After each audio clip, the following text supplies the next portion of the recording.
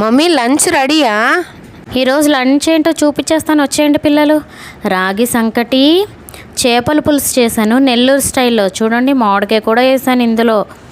ఇంకా నువ్వు ఫిష్ తినవు కదా, అందుకే నీకోసమని చికెన్ ఫ్రై. డాడీ చేప తీసుకొచ్చాడు కదా, దాంట్లో ఎగ్స్ వచ్చినాయి. ఆ చేప గుడ్డును కూడా ఫ్రై చేసేసాను. వేడివేడి అన్నం, నెల్లూరు స్టైల్ చేపల పులుసు.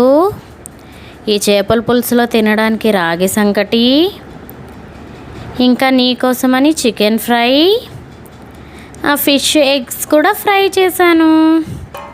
ఈరోజైతే మన లంచ్ ఇదే.